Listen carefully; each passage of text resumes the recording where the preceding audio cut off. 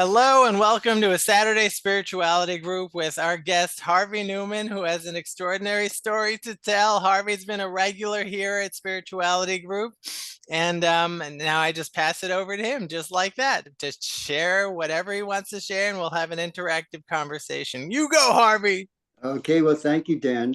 Dan, I think I've known you since maybe 2004 or 2005 when I retired and started to work with NAMI, I think is how we met first. And we've been playing together ever since. I don't know, did you ever go to the, what was it called? The Icarus Project groups Oh, yes, also? that's right. That's where I remember you. We were at the Icarus meetings early Yeah, on.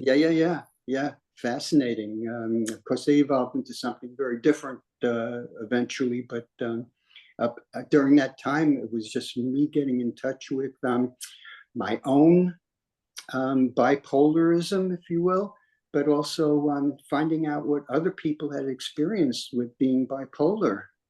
And I was freshly off of the lithium that I've been taking since 1989. So it was a very interesting time for me to explore that whole other world that up until that time was only mine. I started a group myself with people who were bipolar, and then found out about the Icarus Project and NAMI, and so that was really an important stage in my development. But today I wanted to talk about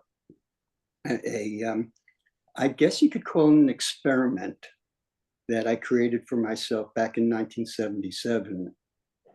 And in 1977, once again, and it happened to me a couple of times before that, I hit what I called a wall.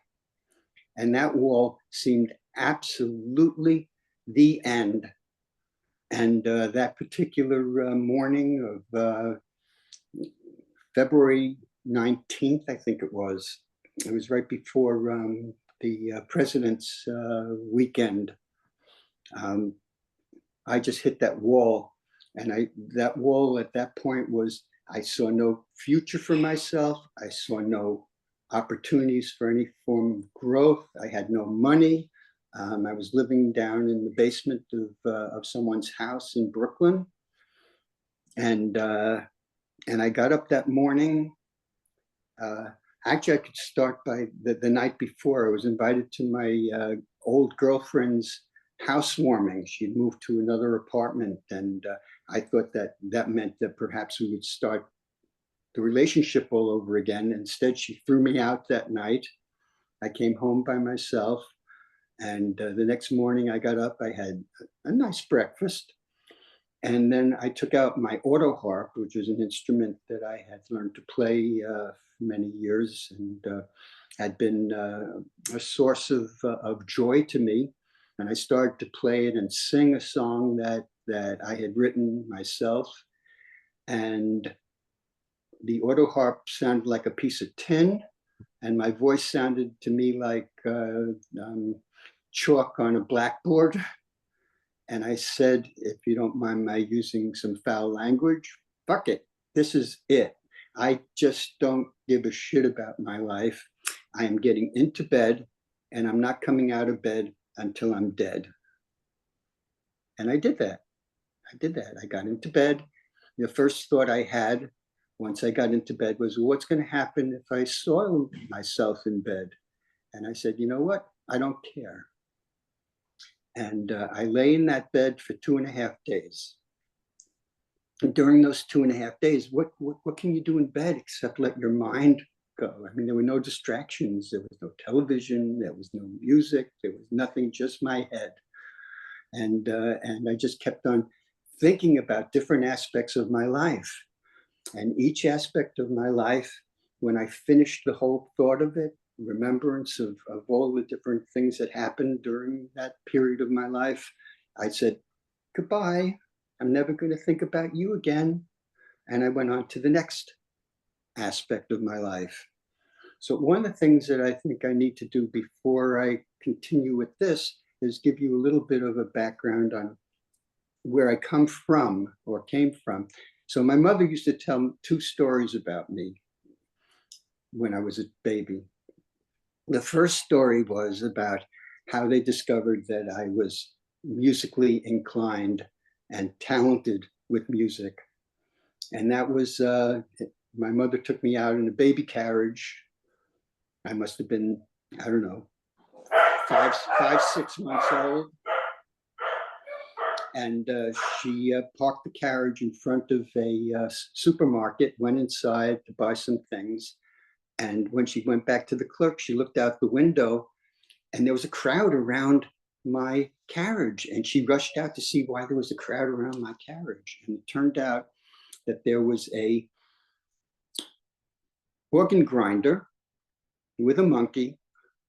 And the organ grinder was grinding out over and over again the Merry Widow Waltz. And I was sitting in the carriage, orchestrating it and humming it.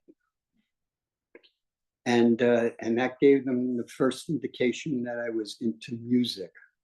I had a second wonderful thing that happened for me because we lived in the same apartment house as my grandparents. We lived on the first floor, they lived on the sixth floor. And my uncle, who lived on the sixth floor with them, who was 13 years older than me, got involved probably around the age of 16 or 17 with Criterion Music, which was the music publisher of sheet music for Capitol Records. So he had stacks and stacks of Capitol Records, and he had a wind-up Victrola. I remember that, RCA, his master's voice, with one of those big speakers on it. It was really an old-fashioned thing, but I used to love cranking it up and playing it. And I played all kinds of wonderful music from that time. Nat King Cole, Doris Day, Al Jolson, and every song that I heard, I learned. And then I had a mother and a grandmother who used to take me out on the street and stop total strangers. You want to hear Harvey sing? And I would sing on the streets. Or I'd sing in the park. We'd walk along, we'd go to Fort Tryon Park. We lived in Washington Heights and right near Fort Tryon Park. So we'd go into Fort Tryon Park and you'd see somebody sitting on a bench and my mother or my grandmother would say, Harvey, you want to sing for this man or this woman? And I did, because I was constantly learning new songs. I have a in any case, question. yeah, go ahead. Were you basically R&B or variety? Well, I was born in 1942, so we didn't exactly have R&B yet. That came a little bit later. That came a little bit later. But what I was singing was stuff from what they called during that time Tin Pan Alley. Some of the great music of that time. Really great music of that time. Interesting. Yes. Thanks for asking, though. That's beautiful. So the first 10 years of my life in Washington Heights were absolutely idyllic. And that's how I remember them. And in kindergarten, I lucked out to, first of all, in kindergarten, I was already primed for singing in kindergarten. So, and the teachers always loved that because I always had some nice song to sing. And I had a classmate, her name was Beth. And Beth, who became also a girlfriend of mine, I acquired girlfriends starting in kindergarten. So I had a bunch of girlfriends during that time. But Beth was playing the violin already. And she was an accomplished violinist, which she also played in class. And she bragged about me to her violin teacher. And her violin teacher had a husband who was the choir master for what he called the Camelot Choir.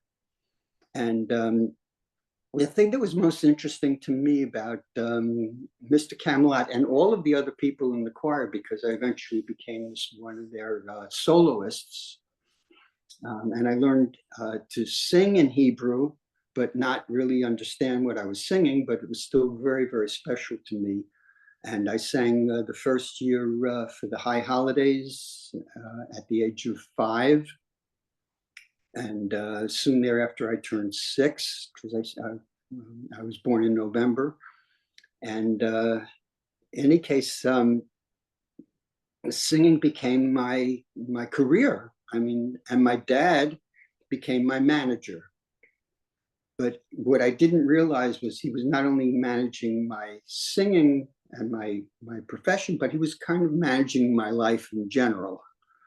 And that was one of the issues that had to be dealt with later on in life.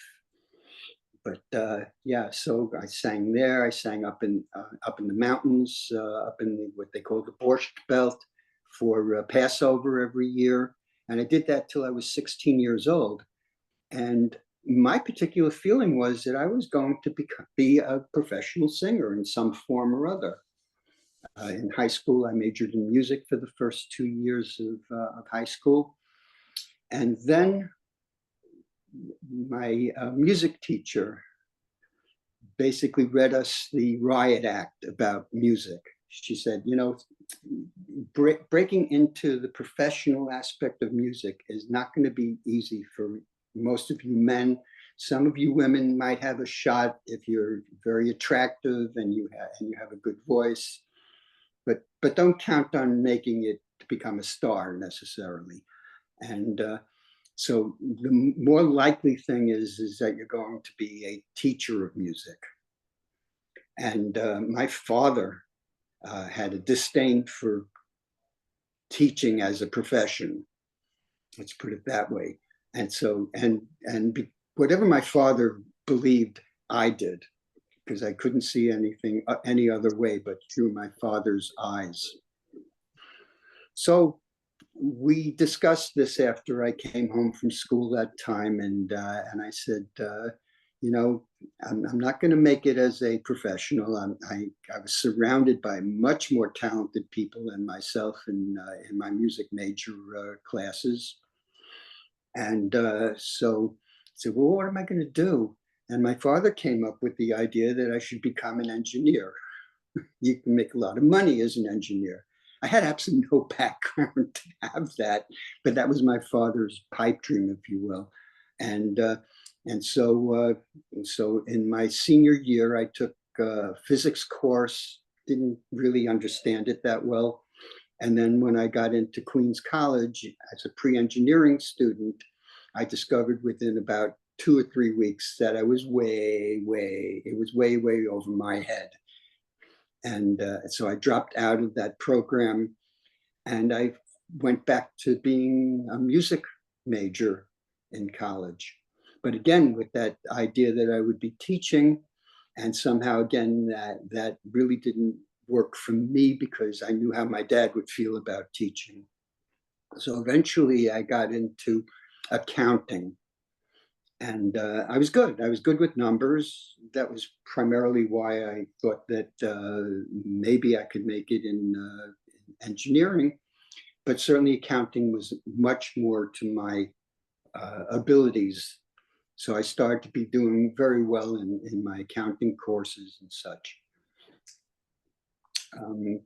In any case, let's go back to 1977 now, because I think I gave you enough background of what I had to do. Oh, important though, I did have a breakdown in college because, as I said, it was idyllic from the age of,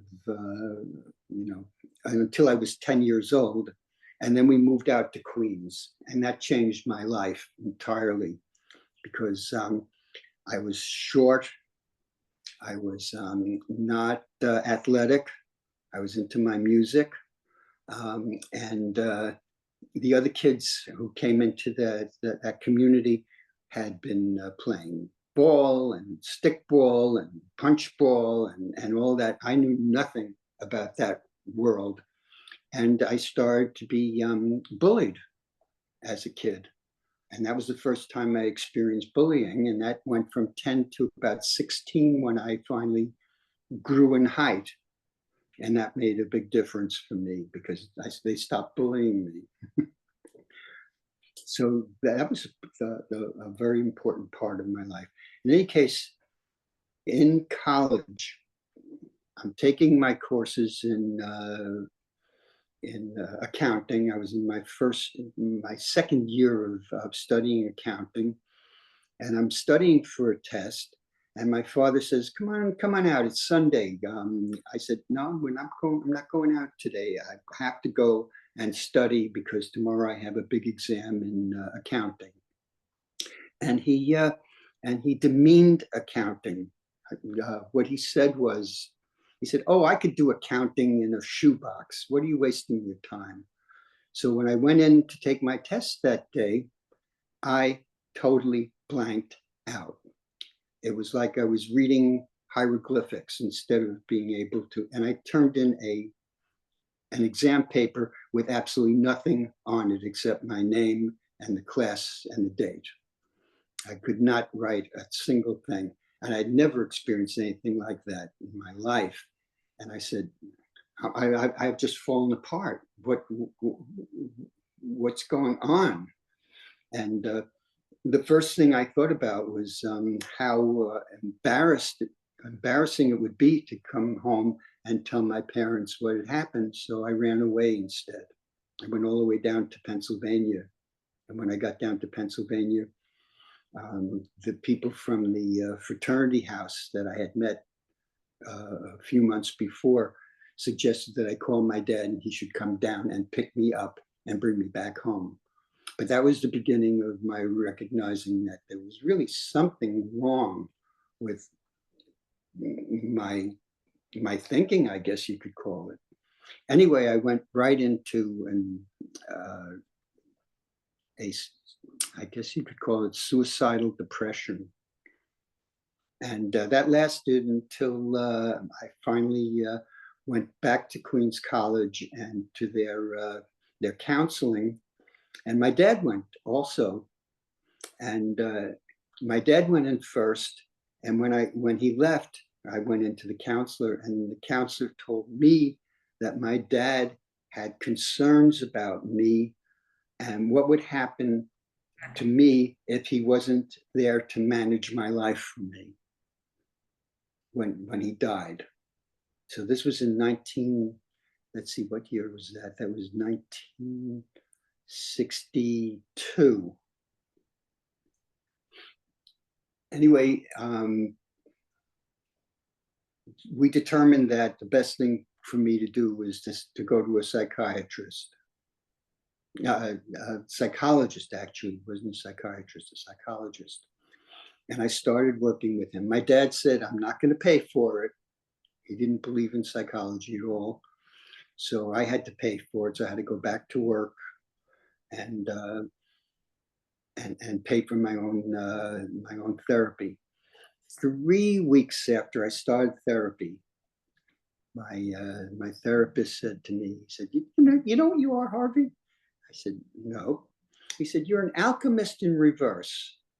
I said, what do you mean, alchemist in reverse? I had no emotional education at all. And he said, well, he says, an alchemist is someone who takes base metal and turns it into gold. He says, you take gold and you turn it into shit. That's exactly the word he used. And when he said that, a light bulb went on in my head. You mean I actually have another choice in life? Because up until that point, there was only one choice in life, which was my dad's path that he was creating for me. And all of a sudden I realized I can create my own path. I can actually become the alchemist that he's talking about.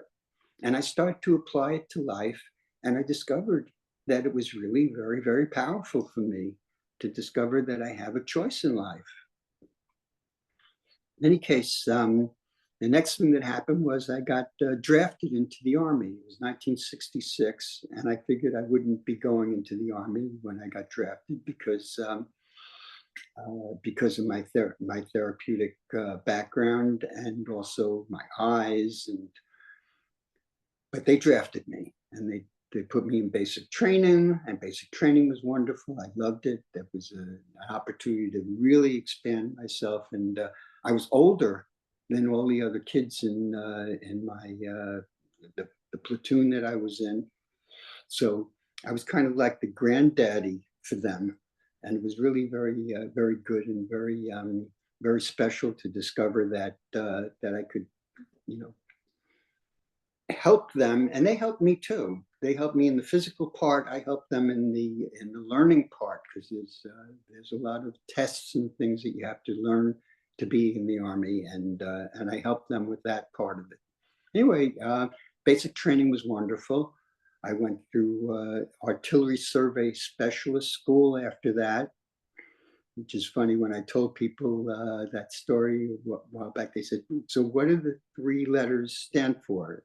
Artillery survey specialist, ass. The Army made an ass out of me, because what I thought was a really good thing was probably one of the most dangerous jobs actually in combat, because we were the people who would be the first landing party, and we would be the ones who told the cannons where to shoot their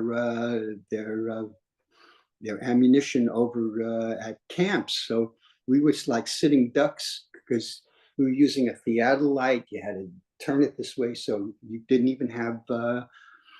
Oh, what's happening? What's sharing here?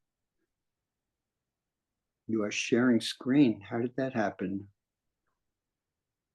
Ah, okay. Yeah, so it was a very dangerous thing. And one night, walking to the Friday night services, because I got involved with Judaism while I was in basic training and while I was in the Army. So one night I'm walking along by myself to the chapel on a Friday night. I look up at the sky and I see the constellation Orion on the horizon. And I look up and I first time I ever spoke to God in my life. And I said, "God, if you get me out of this alive, I will serve you for the rest of my life." And strangely enough, the next thing that happened to me was different forms of bullying. Now, I'm not certain if it was because I was Jewish or just I was different or whatever, but in some way that brought on bullying, and the entire battalion turned on me. And I recognized that this is not a good way to go to Vietnam with a battalion that hates me. So I tried to get out of the battalion, and they wouldn't let me out. And so I decided that what I would do then is go back and speak to my therapist and say, "Listen, you've got to get me out of the Army." And he did a wonderful job. He spoke to people in the what they called mental health in the Army, and they got me out on what they called unfit for military service, which is a general discharge. And if I made it back into the real world and didn't get in trouble for a year, it would be turned into an honorable discharge. But it would also be followed up by the statement that I only spent 10 months in the Army, and that kind of was a difficult thing for me to have, because it always made me feel like, well, it's going to be hard to get employment, because I'm going to have to say that I was in the Army for 10 months, and they would then question me, "Why were you in for 10 months only?" It actually turned out not to be an issue at all. But in any case, let's go to 1977 now. 1977. I get into bed, and as I said, there was nothing there except my mind, and to remember all the different aspects of my mind that had happened to me. And I just let it just flow. I just let it each part of my life that I remembered, I just said goodbye to, because I was on my way to die. And that was what I was hell bent on. And then 2.5 days later, I don't know how many of you have seen the movie 2001: A Space Odyssey, but there's a scene in that came to me at that moment. And I literally saw myself standing by the doorway, seeing myself lying in bed, dying. And above me, all of a sudden, this beautiful, beautiful embryo of me being reborn was above the bed. And then I had an auditory hallucination along with that. And the auditory hallucination was over and over again, would not stop, just this very simple statement, womb or tomb, over and over, womb or tomb, womb or tomb. And I said, oh my God, what is this? I know the tomb part, but what does the womb mean? And then finally, I remembered that the previous summer, when I had been thrown out of the organization that I was involved with, I called my friend John and I said, John, I need a place to stay. He said, yeah, come and live with me in Livingston. And that summer, I spent the entire summer with him, playing my auto harp, learning new music, developing a repertoire of songs just for my own pleasure, and also smoking a lot of marijuana that was available. And I was using it therapeutically. And it was really quite amazing what I discovered with the marijuana. But I won't get into that part of the story unless you'd like to hear it at some point. But in any case, I realized I have to get out of bed then, call John, and see if John is going to take me back. Because I had no guarantee that he would. But I got out of bed, and the first thing I had to do was go to the bathroom, because I hadn't done that for 2.5 days.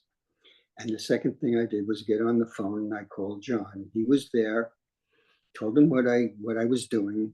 And he said, I'm coming right now to pick you up. And he drove in from New Jersey, picked me up in Brooklyn, gave me a long, long speech in the car and told me that I should never even think about doing this again in terms of killing myself.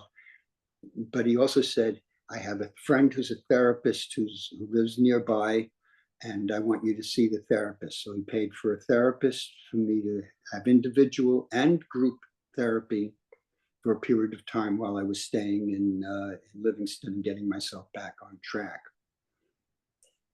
But so at that point, my vision of a womb was Livingston, New Jersey, this house in Livingston, New Jersey. And that was enough for me to get me started again. But then things started to happen that were just so strange and wonderful and synchronistic. And I think the most important one was going into the city. Now, prior to that, I had been going in and playing and singing at what they called open mics around the city. So I had a number of places that I used to go and perform. So one night I said to John, I said, let's go into the city and I'm going to perform at the Centerfold, which was a church on 86th Street and West End Avenue. We drove into the city and we parked somewhere on Broadway and we're walking down to 86th Street. And as we're about to turn the corner to go down the street, I said, somebody is singing across the street. Let's see what's happening. And my friend John said, nah, that's just a boombox. I said, no, somebody is really there singing.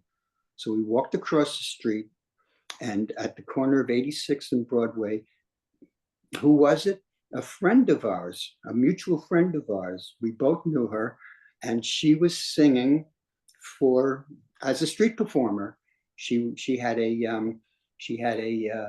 tape recorder on her shoulder. She was dressed beautifully. She was an opera singer, so she was singing operas and opera arias. And she had hired somebody to create piano music to accompany her. So she was singing these operatic arias, and she was beautiful, and she was collecting money from people walking on the street. And I said, Mary, I said, I'm going to be singing down on the corner of 86th and West End Avenue, right down the block. When you're finished, you can come and hear me sing. And she said, oh, I can stop right now. So she stopped right now, and we walked the three of us down to the centerfold. And I sang my couple of songs. And when I got back to the table, she said, you're good. She said, you should be doing what I'm doing.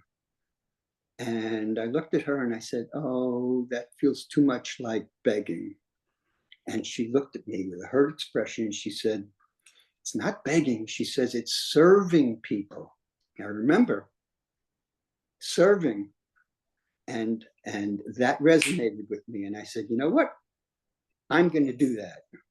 And so that Friday, I got my auto harp, went down to Central Park. I sat down on a bench, put my auto harp case next to me, opened up, and I just started to sing. And I had this massive crowd around me. And I just sang for a solid half hour, all the songs. Maybe it was an hour even, I don't know, but I just sang it, my entire repertoire of songs. And then the crowd left, and I look at my case, and it's filled with money.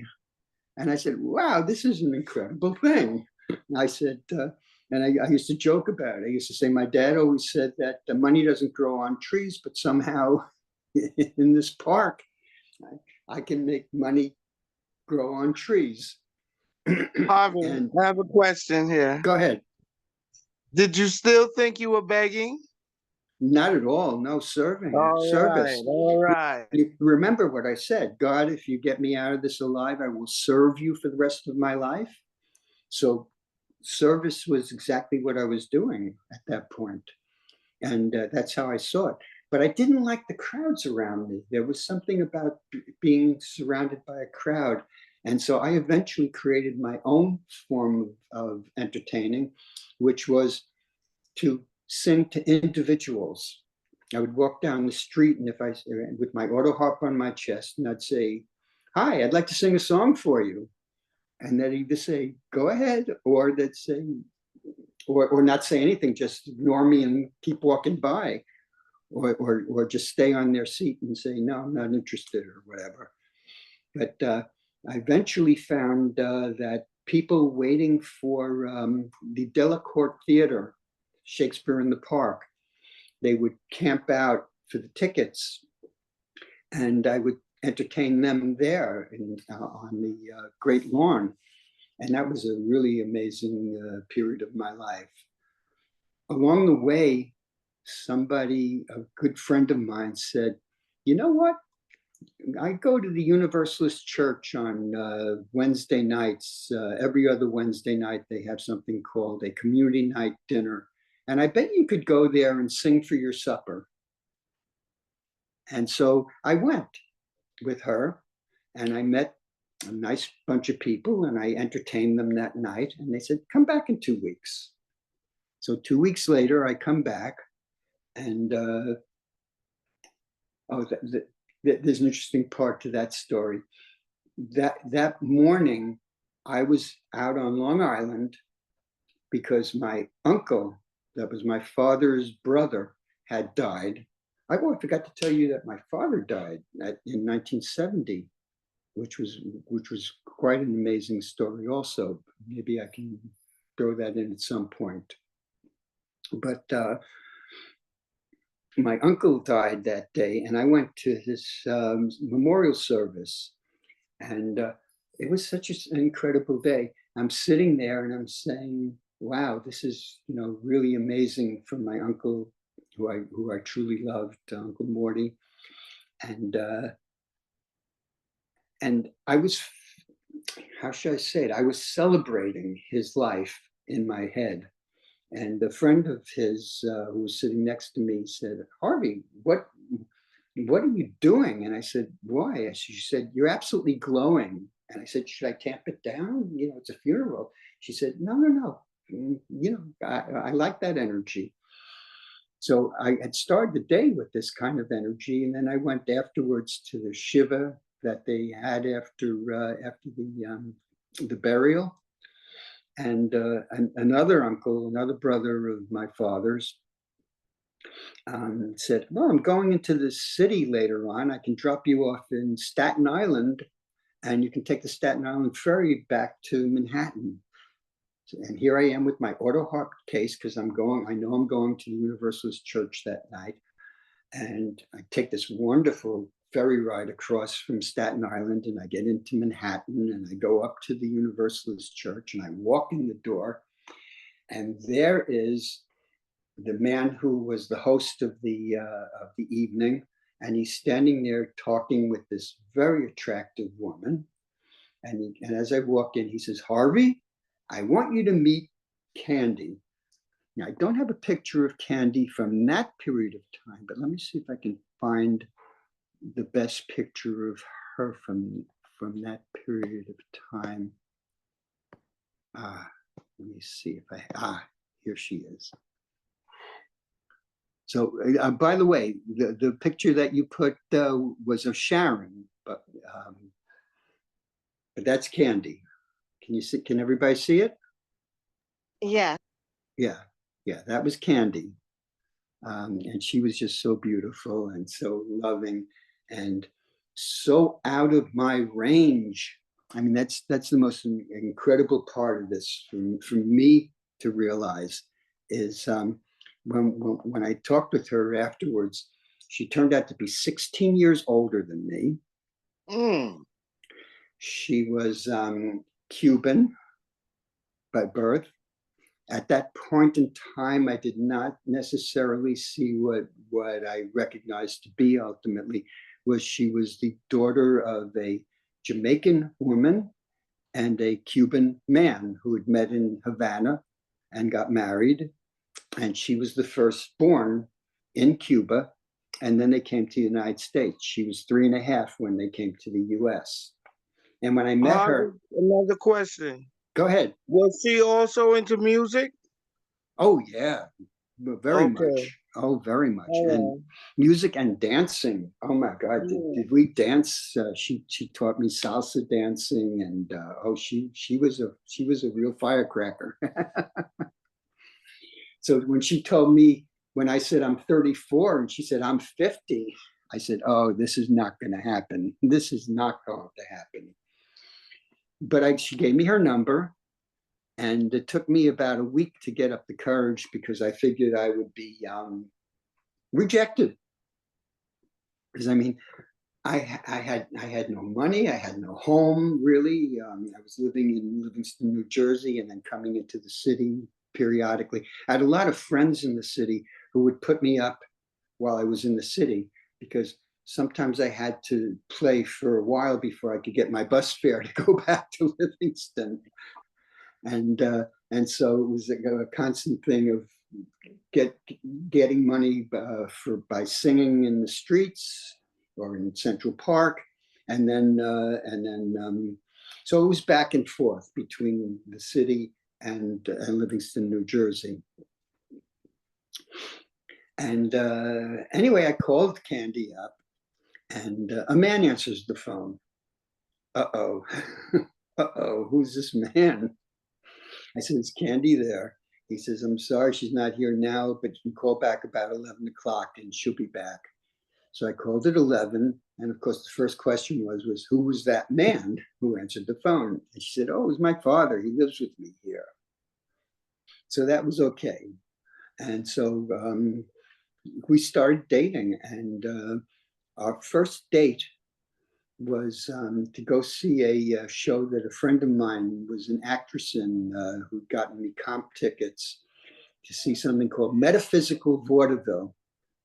I remember that title because I mean, it really, really touched me. Metaphysical Vaudeville. So we went to the show, and Candy came late to meet me. And so I spent most of the money that I had earned that week to get a cab to get to the theater in time. So we got to the theater. I used up most of my money for that week, but it was all right. And we had a wonderful, wonderful evening together.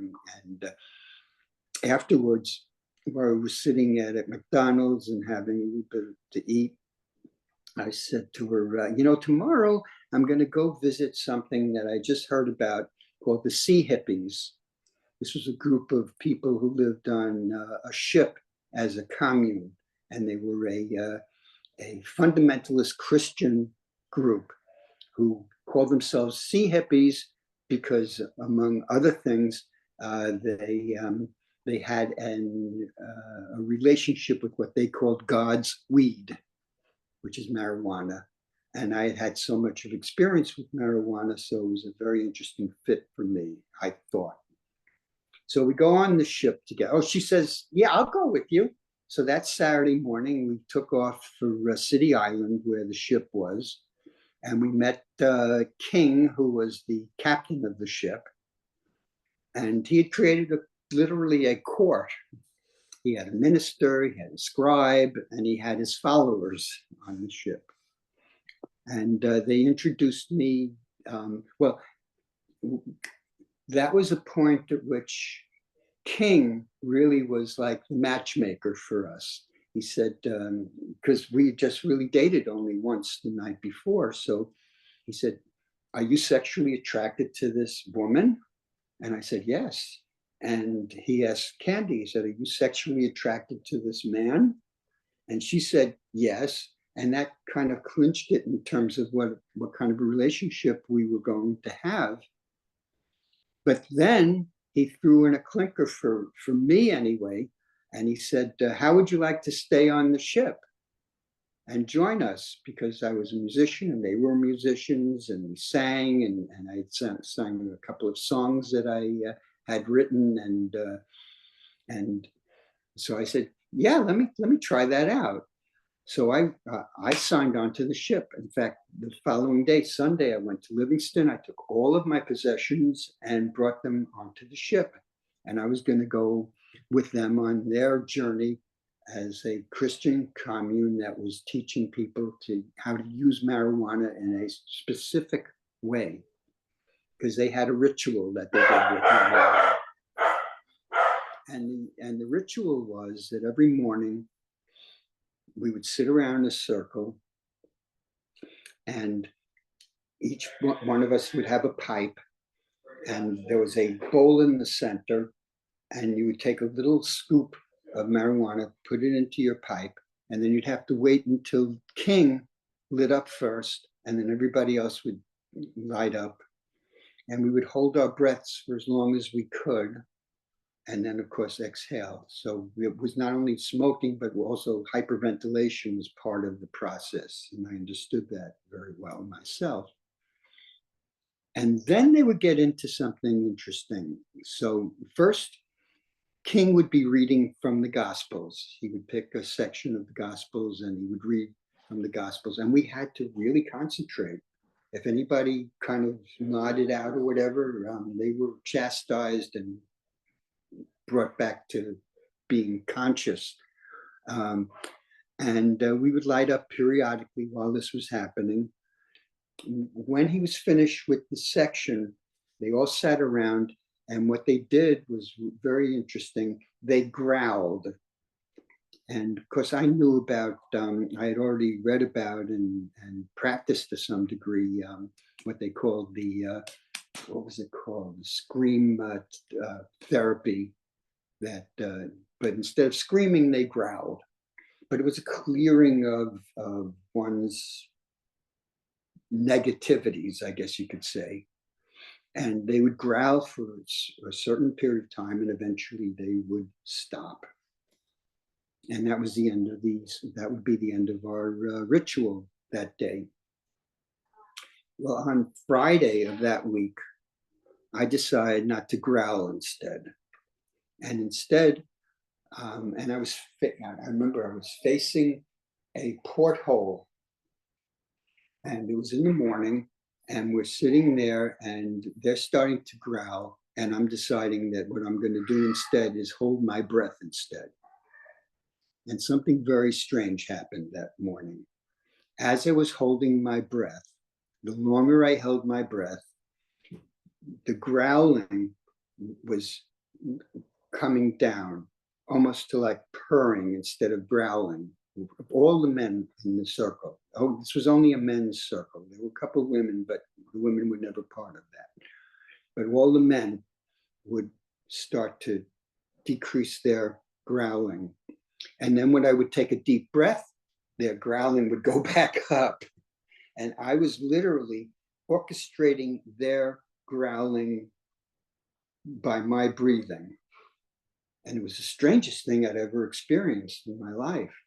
I've since read books that said that you can do that in the same way that the strings on guitar, if you pluck a guitar and you have another guitar, the string will be affected by that vibration. But that's what happened, and I was amazed by this.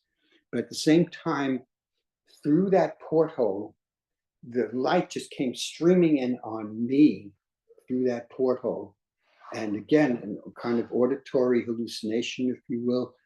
But I heard what felt like God say to me, "I'm proud of you, Harvey." And at that moment, what I had called my womb, which was Livingston, New Jersey, became the universe. And all of a sudden, I was transported to a place where, no, the womb is the universe, or the universe is my womb, if you will. And at that point, all fears about the future were gone for me. All fear about the future. As it turns out, that must have had a profound effect on the rest of the men in the group, because on Saturday, John came to visit on the ship. He didn't like King at all. He didn't care for the way King would demean anything besides whiteness and Christians. And he'd said all kinds of awful things about Jews, about blacks. He referred to Candy as a spick chick, which was a terrible thing to call her. And I called him out on it on Sunday. And that was all I had to do, because at that point, he said, "You're off this ship. We can't have two captains on this ship." He obviously realized that I was too much of a leader myself to be on the ship. And they removed me from the ship. And came back to New York, and the first thing I did was I called Candy. I said, "Candy, I'm back." And we reestablished the relationship. And eventually she had me move in with her. And eventually we got married in 1981. So I'm going to show you a picture of our wedding pictures. Let me see if I can find those easily. There we go. Okay, so this was our wedding picture together.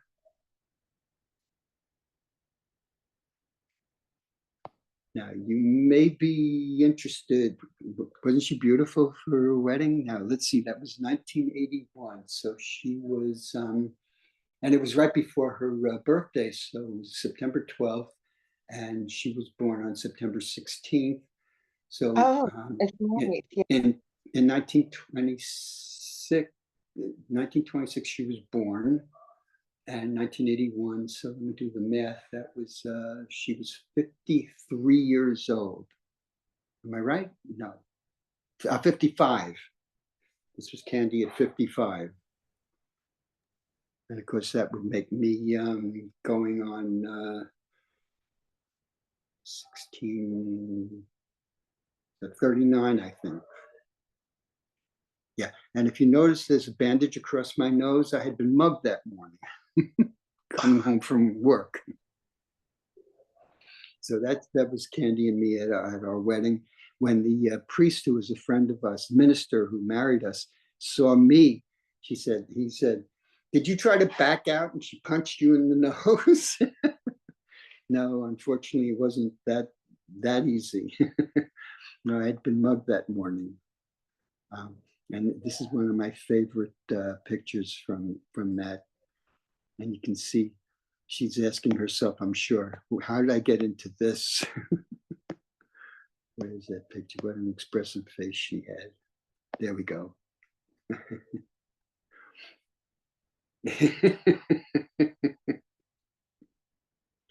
That's one of my favorite pictures from the wedding album. Yeah, saying, why did I get into this? But we had a fabulous life from that point on until, and I was just telling some people how lucky she was. She always was joining different contests, and she was always winning some kind of prizes. The best one we ever won was all expenses paid to Jamaica, and we had a fabulous time in Jamaica. And we just, the two of us were like magnets for friends, and we just kept on growing and growing. And every year, for the first 9 years of our relationship, every May when we met, May 10th was the date that we met. Every time, every year around May 10th, we would have a party to, I used to call it a real Asianship celebration, REAL-Asianship celebration. And we just had this wonderful group of people who just kept on coming to the parties, and the parties got bigger and bigger. We needed larger spaces every year because we were just acquiring so many people. It was a magnet for people. And it was just a marvelous, marvelous relationship. And then eventually I went from being a street performer to needing to make some money, feeling like I needed to make some money. And Candy had been working in the field of market research as a telephone interviewer. And I said to her one day, I said, you know, maybe I should try that myself. So she had me come down to the place that she was working, and I tried out on the phones, and they said, you're good, you're a natural.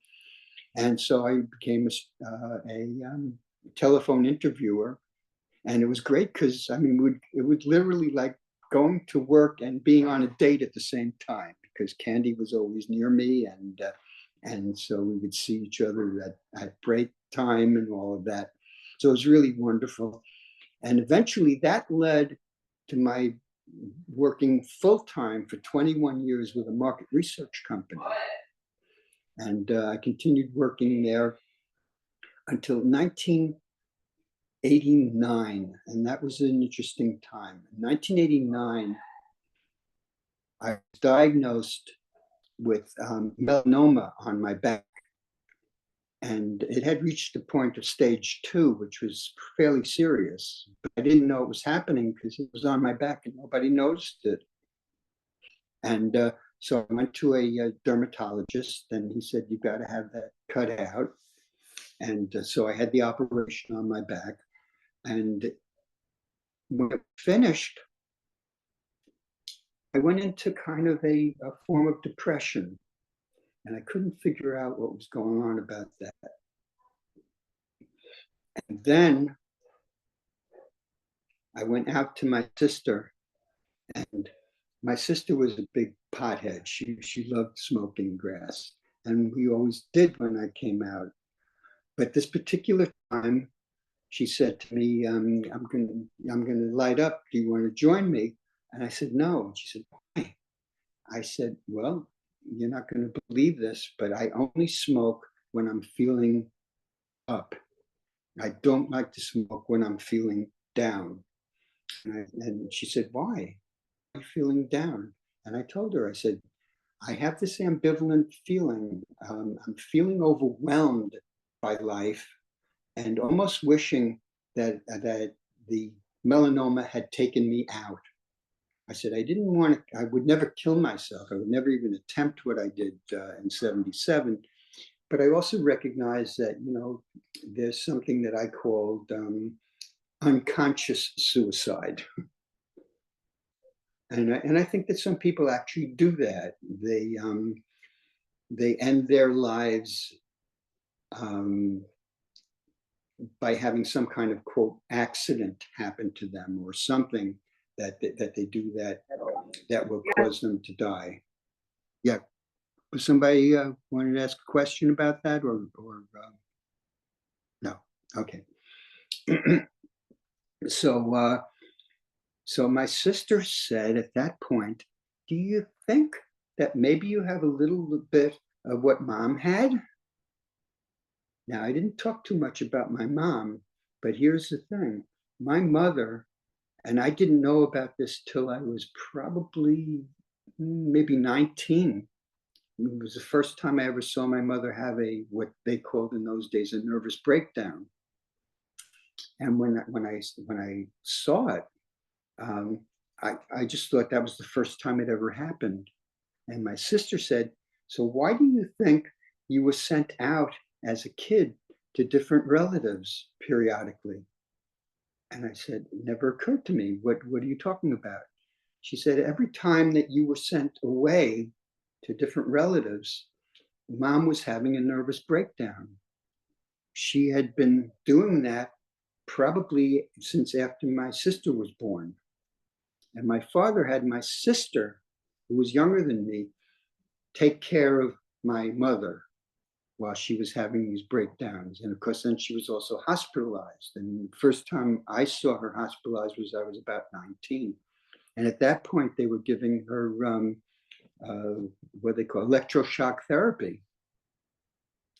And I saw the change in her for the first time when I visited her in the hospital after she had the first treatment that I knew of.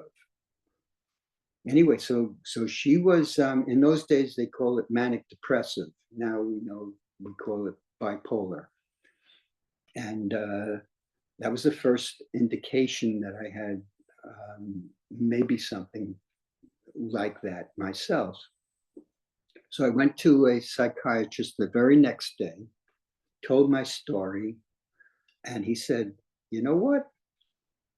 I'm going to give you a prescription for lithium. Take it twice a day. It wasn't a heavy dose, but it was enough of a dose. And come back in 3 days and we'll see how you're feeling. Well, 3 days later, I came back and I said, I cannot believe the difference. And he said, well, how would you describe it? And I said, well, it felt like my entire life I was walking up an inclined plane. And for the first time in my life, I feel like I'm on flat ground. And it really worked for me for 16 years. It enabled me to stay on a job for another 16 years. So I retired in 2004. And by that time, I had put a lot of money into the 401k that I had. About a year before I retired, I had all my money in the stock of the company. The company was acquired by another company and the stock doubled. So I doubled my 401k and I said, you know what? We have enough of a nest egg for me to retire and we can live a wonderful life from that point on. So in 2004, I retired from work. And Candy and I started doing we had been doing wonderful trips anyway before that, but we were certainly free to do anything we wanted at that point. And it was just a wonderful life. And then in 2011, she started to show signs of some form of dementia, some form of not being able to think as clearly as she was before. And interestingly, I have to go to the bathroom. So I will be back in a minute. Control, but we don't use it or take it or realize how to use it. Mm-hmm. But one of the things that I believe about suicide is that can be that pivotal moment of change instead of ending your life, that it really is an opportunity to reinvent your life. And unfortunately, if you do something quick like take a bunch of pills or blow your head off with a gun, you don't get to experience that part of the life that's there, that could be there for you next. So I always feel, and I was Chaplain James noticed my butterfly.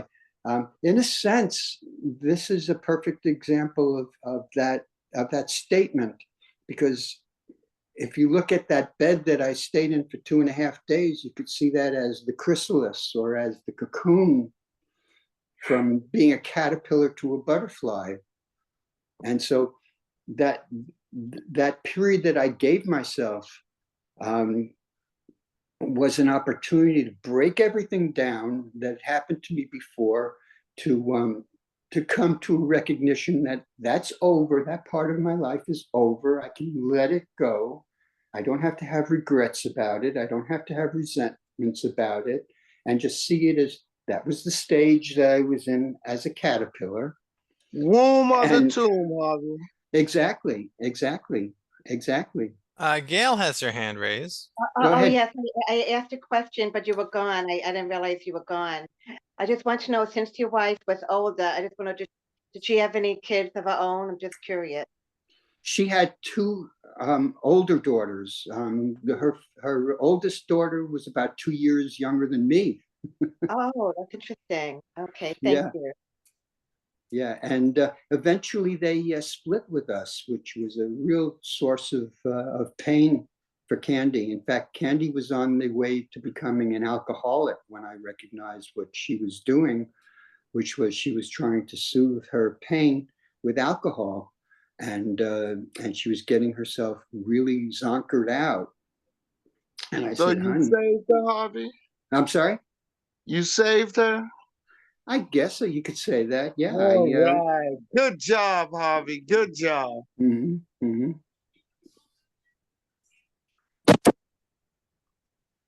Okay, Gail. Thank you. Yeah. So one of the things I didn't mention was in 1984, I eventually became a interfaith minister, and that was again as a result of one of the friendships that I created during that time. And my friend Tom called me up one day and he said, "Harvey, I got something right up your alley." And I said, "Okay, I'll bite." He said, "The new seminary." I said, "The new seminary, that sounds interesting." He says, "There's this Rabbi Gelberman and he's running this thing. And if you want to join it, this is the time," because he just started the program. And turned out that he lived about 1.5 blocks from me. So I walked over to his house and I spoke with him, and I joined the new seminary immediately and became an interfaith minister. And that was a fascinating phase of my life. And instead of using it as a way of creating a congregation, what I decided to do was actually be involved in creating a professional organization for interfaith ministers who had already gone through ordination. And we needed some kind of sense of a professional organization behind us. And so I created something called the Association of Interfaith Ministers. And that lasted until 2004 when I retired. And then I discovered that had fallen apart, but that was from 1985 to 2004. So it went 19 years before it fell apart. And then I found somebody in 2005 who was trying to start one again. And she said, "Well, you have experience doing the first one. You want to be our first chairperson?" I said, "Sure." And so from 2005 to 2008, I was their chairperson of an organization called A World Alliance of Interfaith Clergy, or as she would call it, AWAIC, AWAIC. And we finally had my dream come true, which was a conference for interfaith ministers and for seminaries that were creating interfaith ministers. So one group was working on their professional interfaith servicing, but the other part of it was sitting down and talking about a standardization of training for future interfaith ministers. So we were really trying to get it going so that we had a legitimacy. And that lasted until just last year, when I found out that the organization was again losing its momentum and folding. But they Now, had a Harvey, beautiful website. Yeah. we have about 12 minutes. So would it be all right if we just did like a roundabout check-in to see how everyone's doing? Absolutely. All right, let's start with Robert S. How are you doing? How you feeling? Thanks for asking.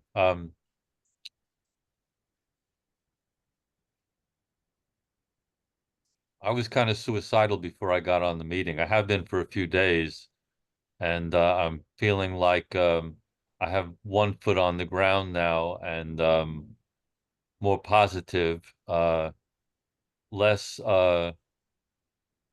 less nihilistic, less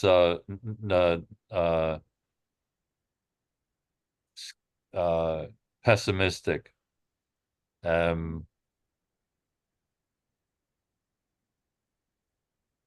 I feel like I made a choice earlier today not to participate in a particular group that I've been a part of and that I've been doing service at.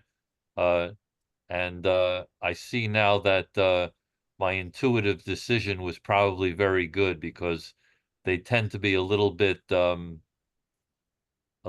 sad sacks, So I got Harvey's positive vibe instead, and that was helpful. And I've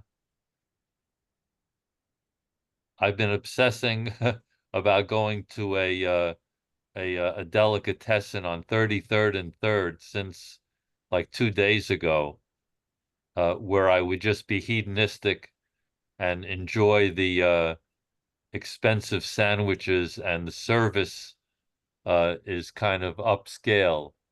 So I was doing that to make myself feel better.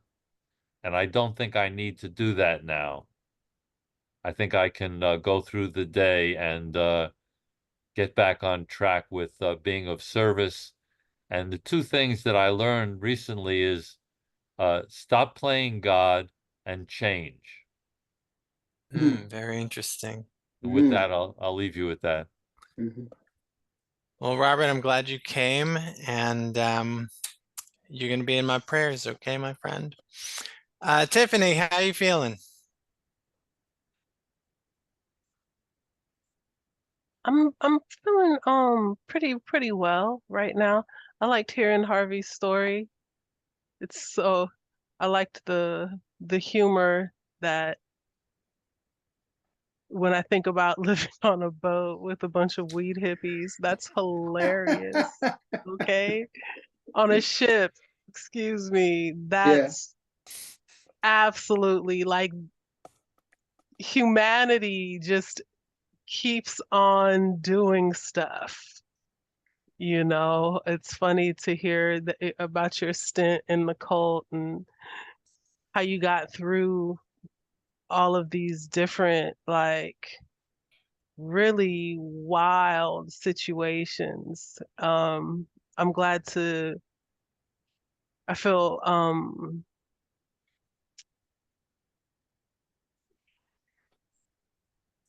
I like the framework that you give us. It's like a balloon. It's like the balloon guy, And I'm making it's the like, balloon animals. yeah. So here's your like balloon to take with you, and it's like we get to take that with us now.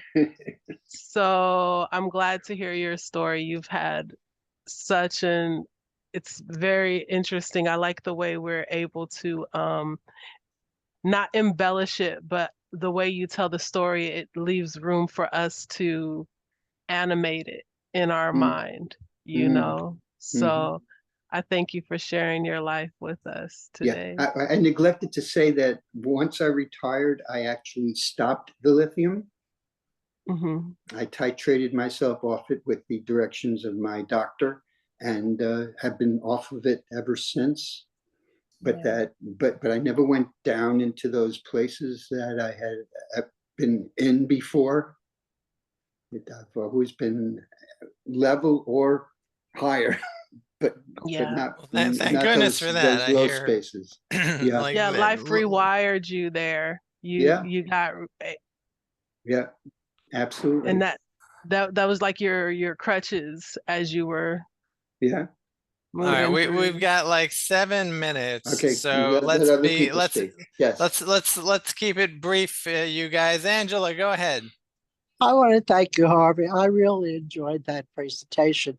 And I have a feeling that there's a lot more you could tell us. I feel like it was just, but Oh, yeah. it was wonderful. And I want to tell Thank you, you. 1977 was a very pivotal year for me, too. Oh, good. Mm-hmm. Mm-hmm. I'm done. Well, perhaps you two could have a side conversation somewhere in the future about your shared experiences. And Casper, go ahead. Hello, Harvey. Really appreciate your story. I would never guess all of this coming from you. So I'm very happy that we had the opportunity to listen and find out and see your beautiful wife and the stories and the interfaith dream you brought alive. And that was so important to bring to Earth. So thank you for that.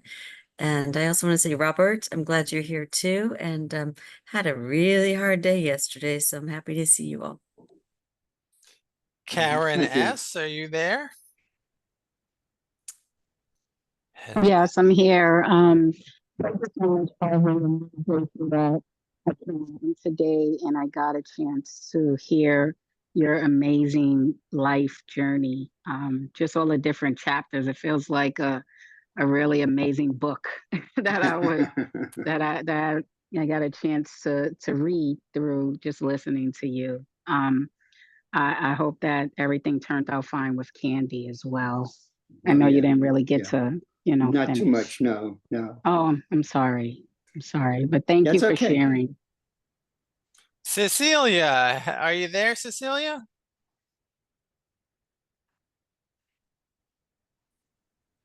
Yes, I'm here. I'm that was amazing, Harvey. I've heard little tidbits of things that you've been through, but this was just simply just profound. I loved how you went through the different stages, and it's incredible that you went through the military like you did. I think 10 months is 10 months, and I think it's just amazing that you did go through that formal training yourself also.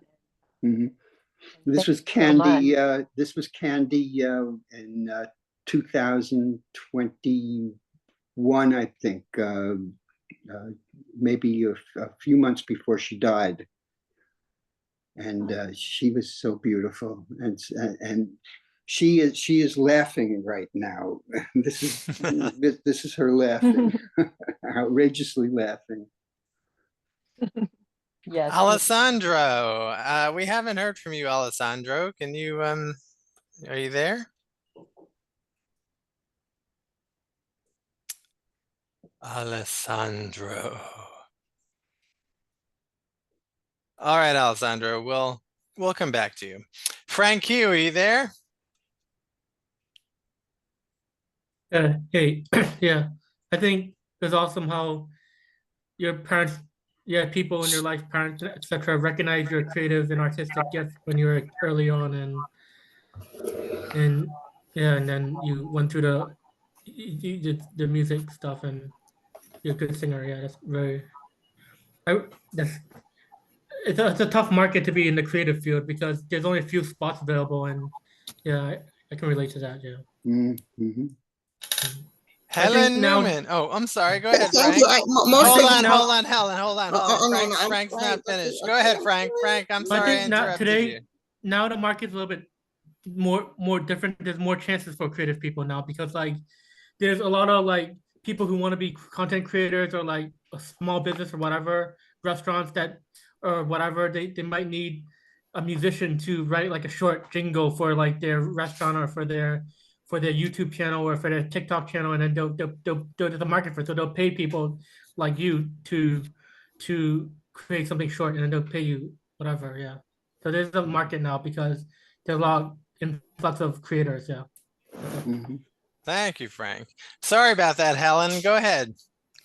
No, I just want to say that I heard probably only until the end I didn't, but I kind of heard when he had a difficulty because the wonderful partner had difficulties. So I think I heard enough. But I would like to ask if now with the partner that he has, if he's happy in Florida, and I wish him well. And well, that thank was the you for picture. sharing That your was the life. picture. Yeah, that was the picture that was on the Facebook site, and that was that's Sharon, who I'm going to in September, and trying to get her out of a nursing home to live with me for the rest of our lives. You already showed that picture? That was the picture. Well, I can show you her now. Oh, that would be so appreciated. Yes, The very much. picture he showed was of Candy, who since No, passed no, the away. Candy I saw, a beautiful lady, Okay. beautiful looking. But And I'm now talking about his Sharon. current girlfriend This is Sharon. this one. Okay. Oh, she looks very handsome too. This was on her 77th birthday. Oh wow, beautiful, Yeah. beautiful. Yeah. Oh, enjoy together. That's very nice. Yes. You're a wonderful person. Really you are. Well, Sharing thank your you. life with us. Thank you. So Alessandro said they're in a subway commute, so they can't really talk. But let's keep going. Let's see, Stan. Go ahead, Stan. So first of all, thank you everybody for being here. And secondly, thank you, Harvey, for your story. Sounds like all kinds of adventures. I think of these kind of moments in our lives like adventures. We had a whole lot. And received a lot of great gifts along the way, too. I think, relationships, experiences. And so there was all kinds of challenges and hardships along the way, like what comes across is the joy of living, of being alive. And I found myself reflecting also on that will to live, life wants to go forward, in the face of so much adversity. We want to live. My wife, just a few days ago, just prior to her death, she kind of became a little bit lucid, woke up a little bit where she was at, and she indicated that she intended to get better. I knew that she wasn't getting better, but I don't think she knew that. Life wants to live, and that's such a powerful force. I too have had moments, over the last years where things have become really difficult, caregiving and taking care of things, and where I become really despondent and sad and overwhelmed, and thought it would be okay. Once again, not suicidal, but it would be okay. If I were to go, if I don't wake up in the morning, that's going to be okay too, because it would bring some relief. But every morning I keep waking up breathing, and I'm grateful that I get to have another adventure, to hear another story, to with others, and to live, to experience. Oliver Sacks wrote that he was grateful to have been a sentient being on this beautiful planet. In other words, to know and to have these experiences, be aware of them, and to live fully. And I hear that in what Harvey has shared with us, and I try to hold that feeling as well. Life wants to live, it changes constantly, but it wants to keep going. Thank you all for being here. Well, maybe getting better is not only getting better to be back as a human being on this earth, but maybe getting better is also the other side of it too. Getting better, moving toward the next phase of your existence beyond your breath, if you will. Yeah. All right. Yeah. No. Hey, Gail, how are you doing? Oh, good. I'm just taking everything in. So I liked his story, Harvey's story, and I look forward to, like you said, the sequel. All right, but we'll send out the video of Harvey, and hopefully all of you can memorize it, and because you'll be tested. You'll be tested, right? Every phase of his life, there'll be an exam. So okay, finally we have Chaplain James. Go ahead, Chaplain. Harvey, do you realize that in the beginning of your life, you were around bloodsuckers and leeches that stop you from doing what you wanted to do, and you let their opinion of you become your reality. And in the end, you started freeing yourself with the help of your woman and everything like that, and you started going back to where you need to be. Absolutely. Okay. Also, I'm on the Mayor's Faith-Based Coalition, and we need your skills for that. So call me. We could talk. Okay, sounds good. Well, there was a man who was paying attention to your story, Harvey. Now, Harvey, why don't you close us out with some words, and then we'll close the video. Okay, well, actually, in 1976, I wrote a song, and I'm going to sing it for you now. It goes, it's a long, long way from believing to a place where you're certain who you are. It's the things that you want, it's the dreams that you have. When you get there, you will know it wasn't far. I was living in a town I called believing. Wasn't satisfied, but still I called it home. Didn't want to go nowhere, I was comfortable there. Little decorated prison I called home. And it's a long, long way from believing to a place where you're certain who you are. It's the things that you want, it's the dreams that you have. When you get there, you will know it wasn't far. Then a gentle wind came rushing through believing, and I let it take me where I didn't know. Lost my fears, lost my mind, left that little town behind, and replaced it with a willingness to grow. And it's a long, long way from believing to a place where you're certain who you are. It's the things that you want, it's the dreams that you have. When you get there, you will know it wasn't far. It was many years ago this story happened. My life has changed in oh so many ways. Found my joy, found my wife by surrendering my life. And I choose this path to follow all my days. And it's a long, long way from believing to a place where you're certain who you are. It's the things that you want, it's the dreams that you have. When you get there, you will know it wasn't far. When you get there, you will know it wasn't far.